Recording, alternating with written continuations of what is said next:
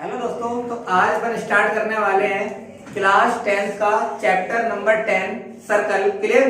तो सर्कल के बारे में आप पहले से पढ़ चुके हैं, 8, 7, 9 आपने सब में पढ़ रखा है सर्कल होता क्या है। अब हम सर्कल को डिटेल में पढ़ने वाले हैं कि क्या क्या होता है सर्कल के अंदर एक्चुअल में। आपने भी तो देखा था कि सर्कल में रेडियस होती है, सर्कल का एरिया निकाला जाता है, सर्कल की पेरीमीटर ये होती है, सर्कल की सर्कमफ्रेंस ये, समझ में? ये सारा आप पढ़ चुके हो, लेकिन अब आपको थोड़ा डिटेल में पढ़ना है सर्कल के बारे में। तो सुनो क्या होता है, तो फटाफट समझते हैं, आ जाओ। तो ये आपका बन गया सर्कल। क्लियर है? तो सर्कल जब बना है तो कहीं ना कहीं इसका सेंटर रहा होगा दोस्त, सेंटर को बोला मैंने ओ। अब सेंटर से सरकमफ्रेंस को जो भी टच करेगी, सेंटर से जो भी बाउंड्री को टच करेगा उसे बोलते हैं रेडियस। बात समझ में आ गई? तो ये भी रेडियस हो सकती है, ये भी रेडियस हो सकती है, तो ऐसी बहुत सारी रेडियस बन सकती है। बात समझ में आ गई? तो मैंने बोला अगर हम इस सेंटर से एक और रेडियस बना दें, तो अगर मैंने बोला यहां से इस पॉइंट से इस पॉइंट तक, ए से लेकर बी तक, तो अब देखो मैंने क्या बोला, ए से बी तक के डिस्टेंस को बोला जाएगा दोस्त डायामीटर। क्या बोला जाएगा? डायामीटर। बात समझ में आ गई? तो मैंने क्या बोला, जो हमारा ए बी है वो पूरा डायामीटर है, तो रेडियस क्या हो जाएगी? रेडियस डायामीटर का हाफ होती है। क्लियर? बात समझ में आ गई? तो रेडियस क्या होती है? डायामीटर का हाफ, या बोलूं 2 times of radius is equal to diameter. बात समझ में आ गई? अब देखो अगर मैंने बोला दो रेडियस मिलकर आपस में क्या बनाती हैं? डायामीटर बनाती है। बात समझ में आ गई? तो ये तो हो गया रेडियस और डायमीटर वाला खेल। क्लियर है? अब आगे समझने वाले हैं और क्या क्या होता है। तो देखो आओ, मैंने बोला ये अपन का सर्कल। क्लियर है? अब देखो मैंने बोला अगर ये टेंजेंट सही है, तो जो भी सर्कल को टच करते हुए जाती है इसको बोलते हैं टेंजेंट। तो इसको बोला मैंने ए बी। तो देखो ए से बी ये मेरी हो गई टेंजेंट जो सर्कल को टच करके गई। तो जहां भी सर्कल को टच करा होगा उस पॉइंट्स को बोलते हैं, उस पॉइंट को मैंने माना पी, और उस पॉइंट को बोलते हैं पॉइंट ऑफ कांटेक्ट। क्या बोलते हैं? Point of contact. बात समझ में आ गई? ये होता है पॉइंट ऑफ कांटेक्ट, जहां पर भी सर्कल टच करेगा। क्लियर है? जो टेंजेंट टच करेगी सर्कल को उसे बोलते हैं पॉइंट ऑफ कांटेक्ट। क्लियर? तो एक सर्कल पर काफी सारी टेंजेंट हो सकती है। देखो कैसे हो सकता है, टेंजेंट यू करके गई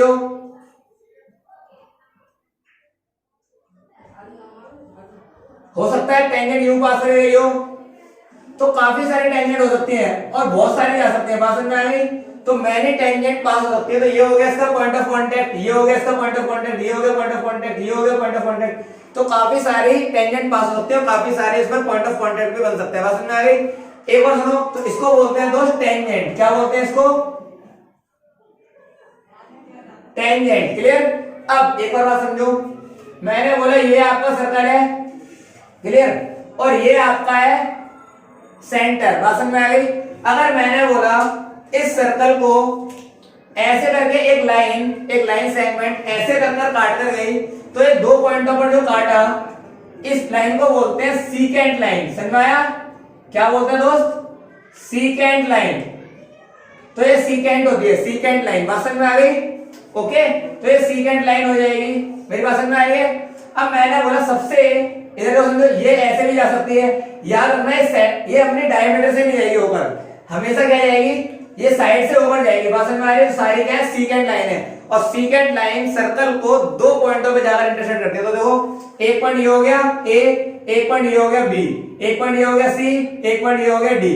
तो याद रखना एक सीकेंट सर्कल को दो पॉइंटों पर जाकर इंटरसेक्ट करेगी। क्लियर है? तो ये तो हो गई अपनी सीकेंट लाइन। समझ में आ गया? ओके, अब देखो ये भी आप जानते हो, ये आपका सर्कल है और मैंने बोला ये रहा आपका सेंटर। तो मैंने भी क्या बताया था कि अगर सेंटर से दोनों तरफ से सर्कमफ्रेंस को टच कर रहा है तो हम बोलते हैं डायमीटर। क्या बोलते हैं? डायमीटर। लेकिन मैंने बोला अगर चाहे इसे डायमीटर बोलेंगे नहीं, ये होती है कोड। बात समझ में आ रही है? जो सेंटर से जाएगी उसी को डायमीटर बोलते हैं। बात समझ में आ गई? ये हमारी क्या होगी? कोड होगी दोस्त। अब यहाँ पर कितना आ जाएगा? कोड। ये भी कोड है, ये भी कोड है, ये भी कोड है, तो सारी क्या है? कोड। लेकिन मैंने बोला जो सबसे लॉन्गेस्ट कोड होती है वो अपनी डायमीटर ही होती है, तो सबसे बड़ी डायमीटर कोड है अपनी। फिर उसके बाद फिर दोबारा से स्मॉल बनने लगे, सारी कोड है। इन्हें क्या बोलते हैं? Code of circle. ये सर्कल की कोड है, जीवा। बात समझ में आ गई? और टेंजेंट को बोलते हैं स्पर्श रेखा, टेंजेंट को बोलते हैं स्पर्श रेखा। बात समझ में आ गई? क्लियर? क्लियर? मेरी बात समझ में आ गई? अब ये होती है जीवा, आर को बोलते हैं त्रिज्या, फटाफट देखो अपने 10.1 स्टार्ट कर रहे हैं।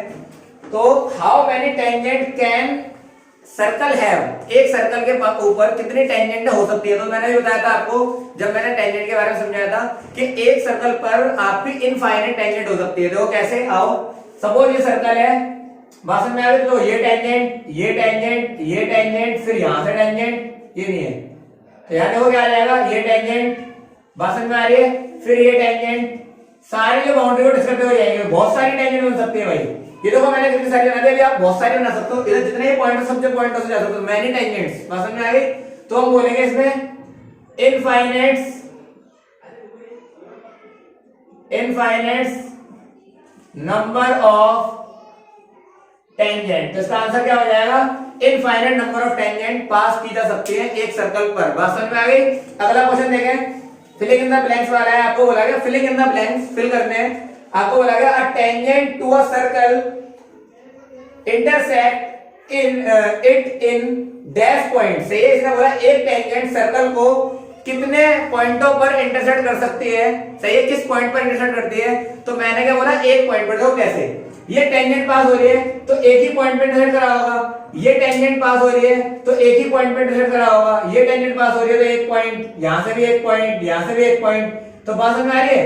तो एक टेंजेंट एक पॉइंट पे इंटरसेक्ट करेगी। बात समझ में आ गई। तो आंसर आ जाएगा 1। तो अगले वाले का आंसर क्या हो जाएगा भाई, सेकंड के पहले का आंसर हो जाएगा आपका 1। बात समझ में आ गई।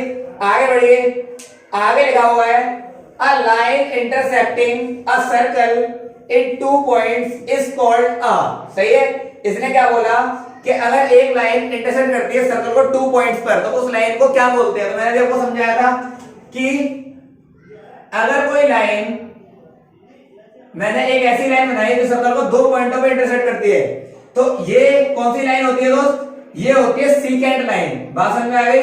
क्या बोलते हैं, सीकेंट लाइन, छेदक रेखा। बात समझ में आ गई। 2 पॉइंट पे क्या करेगी, इंटरसेक्ट। तो ए बी, तो बात समझ में आ गया। तो कितने पॉइंट पे इंटरसेक्ट करते हैं, 2 पॉइंट। इसका नाम क्या होता है, सीकेंट। तो अगले वाले का आंसर हो जाएगा दोस्त सीकेंट लाइन। बात समझ में आ गई, छेदक रेखा।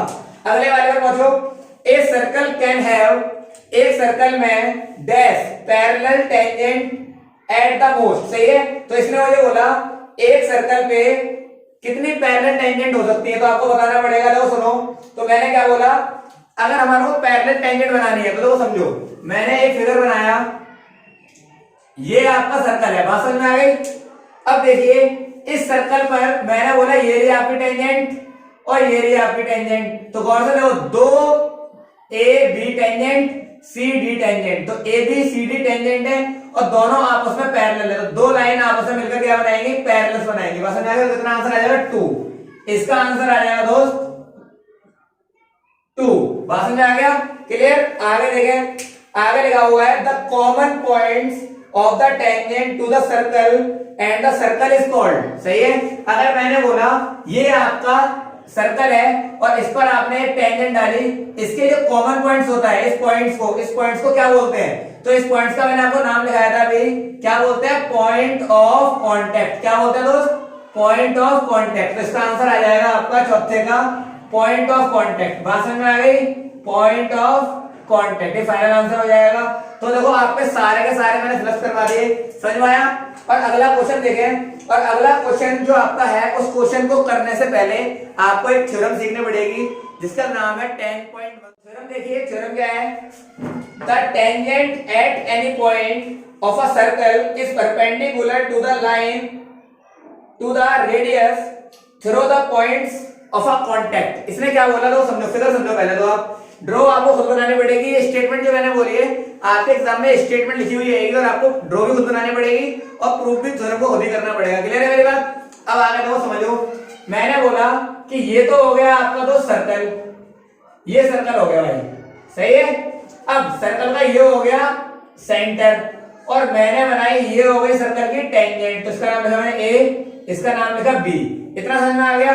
अब मैंने क्या बोला, थ्योरम बोलना चाह रही है कि रेडियस, देखो अगर मैंने बोला ये तो हो जाएगी सर्कल की रेडियस, तो इसको मैंने बोला रेडियस, इसका नाम लिखा मैंने P. OP is a radius of a circle. बात समझ में आ गई। अब इन्हें बोला जो ओपी है, सही है, जो ओपी रेडियस डाली है और पॉइंट ऑफ कांटेक्ट यानी पी पर, तो वहां पर परपेंडिकुलर क्रिएट होगा, यानी राइट एंगल ट्रायंगल बनेगा। ये आपको प्रूव करना है कि रेडियस जो डाली गई है, जो रेडियस है OP, OP is perpendicular on A B. मुझे प्रूव क्या करना है, देखो मुझे टू प्रूव करना है। क्वेश्चन में जो बोला मुझे टू प्रूव करना है कि OP perpendicular on A B. बात समझ में आ गई? या फिर मैं ये बोल सकता हूं कि angle OPB, angle OPB is equal to 90 degree. मुझे क्या प्रूव करना है, या तो मैं ये बोलूं एंगल ओपीबी 90 डिग्री, या फिर एंगल ओपीए, ओपीए भी 90 डिग्री। बात समझ में आ रही है? क्योंकि दोनों के लिए एक ही बात है, क्योंकि ये 90 होगा तो ये भी तो 90 होगा लीनियर पेयर से। बात समझ में आ गई? तो दोनों में से कोई भी 90 एक प्रूव हो जाए तो दूसरा हो ही जाएगा। बात समझ में आ गई? अब मुझे काम क्या करना पड़ेगा, तो सुनो, मैंने यहाँ पर कंस्ट्रक्शन डाली दोस्त। मैंने क्या करा, कंस्ट्रक्शन कराया क्वेश्चन के अंदर। तो कंस्ट्रक्शन क्या है, कंस्ट्रक्शन सुनो, तो मैंने क्या करा, इसको ज्वाइन कर दिया दोस्त। मैंने ज्वाइन किससे करा, ओ को एम से ज्वाइन करा और एम को मैंने एन से ज्वाइन करा। बात समझ में आ गई? तो कंस्ट्रक्शन में आप क्या लिखोगे, O join to M and M produce to N. M को एन तक मैंने प्रोड्यूस कर दिया, यहां तो कोई दिक्कत है? अब आगे देखो, मुझे गिवन क्या था, तो आपको गिवन लिखना पड़ेगा। तो गिवन क्या है, जो क्वेश्चन में गिवन था वो डाल दो। तो क्या गिवन है, O is a radius of a circle. बात समझ में आ गया? O सॉरी क्या लिख दिया मैंने, O is a centre of a circle. बात समझ में आ गई? O is a centre of a circle. बात समझ में आ गई है? अब यह तक क्लियर है? और OP इज अ रेडियस, तो in which circle OP is a radius. OP radius है। बात समझ में आ गई? OP is a radius. बात समझ में आ गई है? अब आपको प्रूफ करना है, तो प्रूफ कैसे होगा सुनो। तो प्रूफ, चलो प्रूफ करते हैं। तो मैंने बोला, सबसे पहले मैंने बोला कि OP जो है, OP is equal to OM। Reason में क्या आएगा, रीजन में आएगा दोस्त, देखो OP भी रेडियस है सर्कल की, बात समझ में आई? ये भी रेडियस है सर्कल की और ये भी रेडियस है सर्कल की। तो मैंने क्या बोला, OP यानी same radius of a circle, दोनों रेडियस है सर्कल की। बात समझ में आ गई? OP OM के इक्वल होगा क्योंकि सेम रेडियस ऑफ सर्कल, एक ही रेडियस है दोनों सर्कल की। बात समझ में आ रही है? अब मैंने बोला क्या OP छोटा होगा, OP is less than ON। देखो रीजन सुनो, मैंने बोला क्या OP ON से छोटा होगा कि नहीं होगा, तो सुनो, OP की लेंथ जो है दोस्त वो हमारी इतनी सी है और ON की लेंथ तो हमारी ON है। तो सुनो, ON कैसे बना है, तो समझो OP इज ग्रेटर देन, तो मैंने कहा अगर OM होता तो ये इक्वल होता, लेकिन ये ON है तो OM को क्या मैं OM प्लस MN लिख सकता हूं। बात समझ में आ गई? तो मैंने क्या समझाया आपको, तो सुनो कि अगर OM होता तो इक्वल होता, लेकिन इसमें ये वाला पार्ट जुड़ने से क्या हो गया, इसकी लेंथ लंबी हो गई। बात समझ में आ रही है? यानी ON लंबा हो गया MN जुड़ने से। इतना जो पार्ट जुड़ गया आपका ये वाला पार्ट, इस पार्ट जुड़ने से इसकी लेंथ जो हो गई वो क्या हो गई, बड़ी हो गई। बात समझ में आ गई? तो मैंने क्या बोला, मैंने ये तो बोला OP से बड़ा होगा क्या, ON। इसका मतलब ये प्रूव हो गया जब ON बड़ा है। बात समझ में आ गई? तो OP is a shortest distance, तो मैंने क्या बोला, OP इज अ शॉर्टेस्ट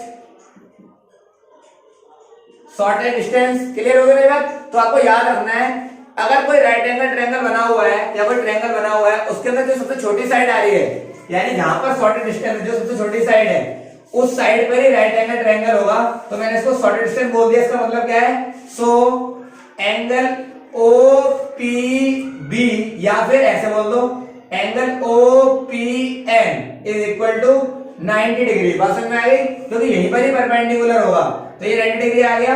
या आप इसको बोल सकते हो OP is perpendicular on AB, और यही तो प्रूव करना था मुझे कि OP भी 90 डिग्री होगा। सही है, अगर ये 90 है तो ये भी 90 है लीनियर पेयर से। और मैंने क्या बताया कि OP परपेंडिकुलर AB, एक ही बात है, सारी चीज समझ में आ रहा है। तो आप लिख दोगे हैंस प्रूव, क्योंकि आपको यही प्रूव करना था। बात समझ में आ गई, हैंस प्रूव। उतार लो पूरे को, क्लियर है।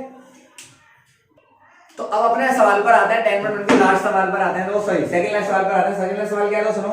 ए टेंजेंट PQ, सही है, a tangent PQ at a point P of a circle of a radius 5 centimeter meets a line through the center O, समझ में आ रहा है, और Q, सही है, so that OQ is equal to 12 centimetre. तो लेंथ ऑफ PQ निकालनी है आपको, यानी PQ की लेंथ निकालनी है।